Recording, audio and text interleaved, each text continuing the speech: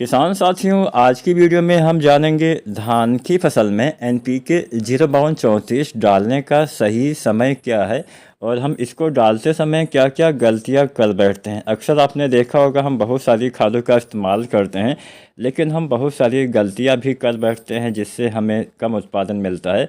तो एनपीके 05234 के साथ साथ दूसरी जो खादें डाली जाती है जैसे बोरोन हो गया या फिर एनपीके 13045, एनपीके 0050, इसके साथ साथ कुछ और चीज़ें जो हम इन अवस्थाओं में डालते हैं उसके बारे में जानेंगे। तो पहले फ़िलहाल हम एनपीके 05234 के बारे में ही जानते हैं। किसान साथियों, इस एनपीके में होता क्या है, इसमें केवल दो तत्व पाए जाते हैं। पहला होता है फास्फोरस, दूसरा होता है पोटेशियम, यानी पोटास और फास्फोरस। ये दो तत्व एनपीके 05234 में पाए जाते हैं। इसमें 52% फास्फोरस और 34% पोटेशियम पाया जाता है। इस समय पौधे को नाइट्रोजन की ज़्यादा आवश्यकता नहीं होती है जब हम यह एनपीके डालते हैं।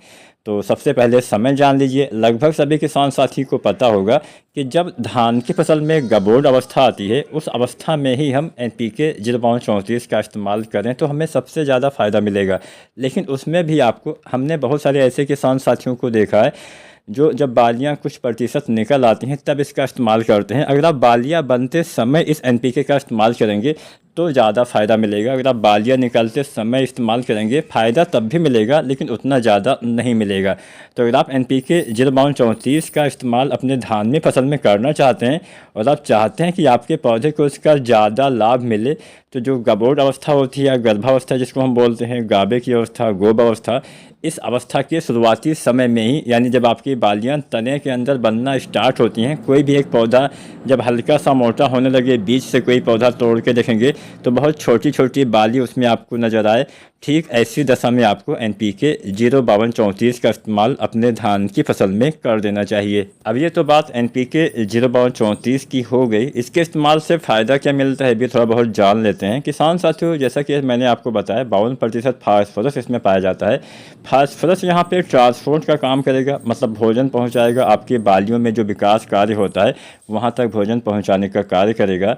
इसके साथ साथ जो पोटास होता है वो भी फल फूल बीज दाने के विकास में काफ़ी हेल्प करता है, तने को मजबूत करता है, मौसम की विपरीत परिस्थिति में पौधे को सहने की क्षमता प्रदान करता है, पौधे में इम्यूनिटी सिस्टम को बूस्टिंग देता है, पौधे के तने को भी मजबूत करता है, फसल में ज़्यादा भोजन का निर्माण हो इसके लिए भी उसको उत्तेजित करता है।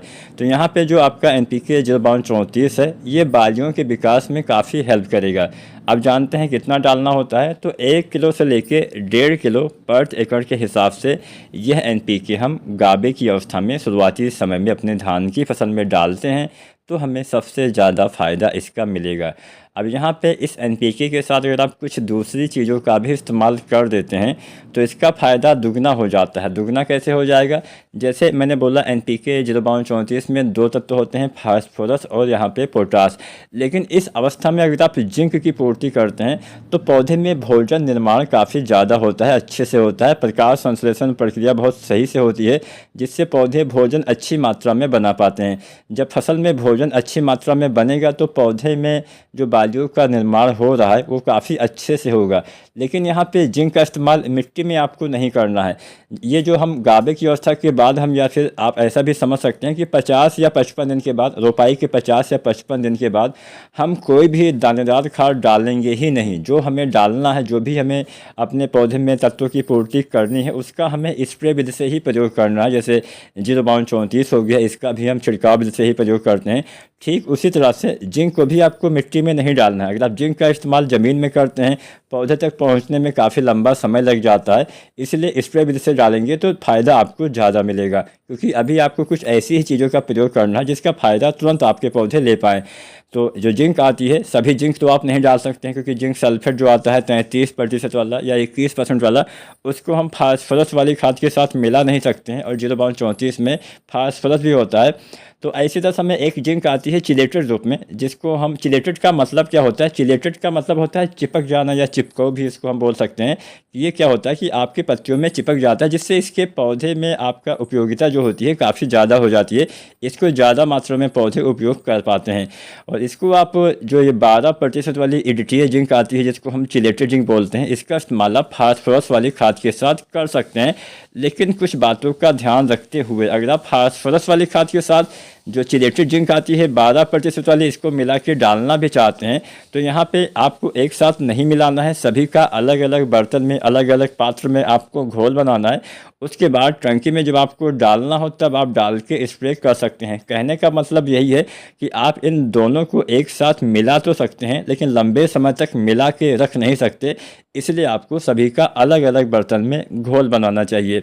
अब बात आती है बोरोन के बारे में। मैंने बहुत सारी वीडियो में देखा और कुछ किसान साथी जो है या फिर ऐसे भी कि हाँ बालियाँ निकल रहे हैं तब बोरोन का इस्तेमाल करते हैं, तब इस्तेमाल करने से ज़्यादा फ़ायदा आपको नहीं मिलेगा। बोरोन का मुख्य कार्य जो आप इस समय डालेंगे वो होता है कि परागण प्रक्रिया में काफ़ी हेल्प करें, पराग नली का निर्माण अच्छे से हो, फ्लावर्स का निर्माण अच्छे से हो, इसमें बोरोन अहम योगदान करता है। तो बोरोन का इस्तेमाल अगर आप बाली निकलने से पहले ही करते हैं, जब आप 0.34 डालते हैं तो इसका लाभ आपको ज़्यादा मिलेगा, क्योंकि जैसे जैसे बालियों के अंदर दाने का निर्माण होता है ठीक उसी के बाद ही उसमें फूल का निर्माण भी होना स्टार्ट हो जाता है, उसके बाद ही दाने का भराव होता है। तो ये प्रक्रियाएं पहले ही होने लगती हैं, अगर आप बाद में डालते हैं तो उसका उतना ज़्यादा लाभ आपको नहीं मिलेगा।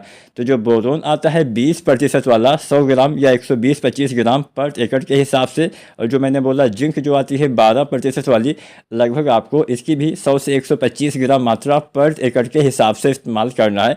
NPK 0.34 1 से 1.5 किलो, तो NPK 1 से 1.5 किलो, बोरोन 20% वाला 100 से 125 ग्राम और जिंक 12% वाला 100 से 125 ग्राम, ये तीनों चीज़ें आप एक साथ प्रयोग कर सकते हैं।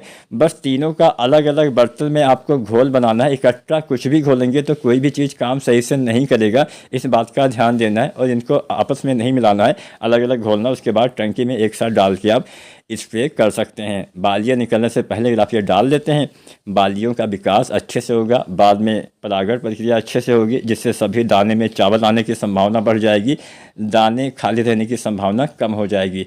अब इसके साथ साथ कुछ NPK आते हैं, जैसे NPK 0050 या 13045, दोनों में से कोई एक आपको बालियाँ निकलने के बाद डालना होता है। अगर आपकी फसल में बालियाँ निकलने के बाद जो फ्लैग लीफ होती है, जिसको हम झंडा पत्ता भी बोलते हैं, उसमें हल्का सा पीलापन दिखे, कुछ नाइट्रोजन की कमी दिखे, क्योंकि झंडा पत्ता ही सबसे ज़्यादा भोजन बनाता है, तो ऐसी तरह समय नाइट्रोजन की पूर्ति के लिए आप 13045 का इस्तेमाल कर सकते हैं। अगर पीलापन नहीं दिखता है, फसल हरी भरी है, तो आपको NPK 0050 का इस्तेमाल करना है। दोनों में से किसी एक ही NPK का इस्तेमाल आपको करना है और 1 किलो से लेकर 1.5 किलो पर एकड़ के हिसाब से इसका इस्तेमाल करेंगे तो आपको फ़ायदा अच्छा मिलेगा। आपके सभी दाने का भराव, सभी चावल में अच्छे दाने, दाने का वजन अच्छा आएगा, दाने में चमक अच्छी आएगी, दाने की मोटाई अच्छी आएगी।